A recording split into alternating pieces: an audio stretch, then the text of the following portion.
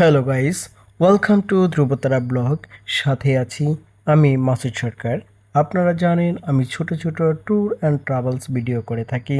তারই ধারাবাহিকতায় আজ আমি আপনাদের নিয়ে এসেছি ঢাকার অর্থাৎ ব্যস্ততম নগরীর এক শান্ত রেলওয়ে স্টেশন।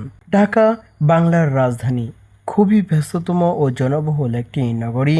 এই ব্যস্ততম নগরীর বুকেও যে রয়েছে এক নীরব ও নিস্তব্ধ রেলওয়ে স্টেশন। দিনের বেশিরভাগ যে স্টেশনটি একেবারে জনশূন্য থাকে, তবে ঢাকা কমলাপুর রেল স্টেশন থেকে যতগুলো ট্রেন উত্তরবঙ্গে যাতায়াত করে থাকে সবগুলো ট্রেন কিন্তু এই স্টেশনের ভিতর দিয়েই যাতায়াত করে থাকে। মাত্র কয়েকটি ট্রেন এই স্টেশনে থেমে থাকে যাত্রীদের সেবায়। বলছি ঢাকা ক্যান্টনমেন্ট রেলওয়ে স্টেশনের কথা।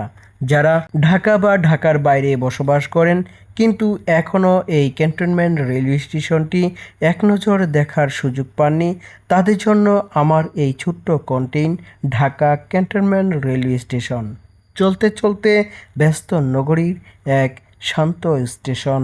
ঢাকা তেজগাঁও এবং ঢাকা বিমানবন্দর রেলওয়ে স্টেশনের একেবারে মাঝামাঝি কুর্মিটোলা এলাকায় এই রেলওয়ে স্টেশনটি। এই স্টেশনটি মূলত ভিআইপি পার্সনদের সেবা দিয়ে থাকে।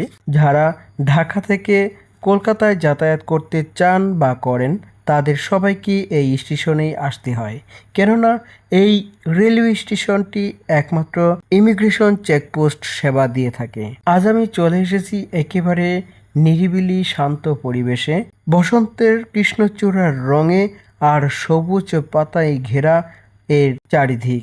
এই রেলওয়ে স্টেশনটি কুর্মিটোলা জেনারেল হসপিটালের অপোজিটে। যারা এই কুর্মিটোলা হসপিটালে আসতে চান তাহলে ঢাকা থেকে অথবা দেশের যে কোনো প্রান্ত থেকে কিন্তু ট্রেন যোগে এই স্টেশনে আসতে পারেন খুব সহজেই।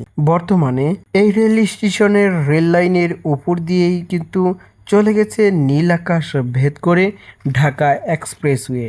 এই এক্সপ্রেসওয়েটি ঢাকার বিমানবন্দর রেল স্টেশন থেকে ঢাকা ফার্মগেট এলাকায় চলে গেছে, যা 10 থেকে 15 মিনিটেই আপনি পৌঁছে যেতে পারবেন প্রাইভেট কার, মোটরসাইকেল অথবা ভিআইপি পরিবহনে ঢাকা ফার্মগেট এলাকায়।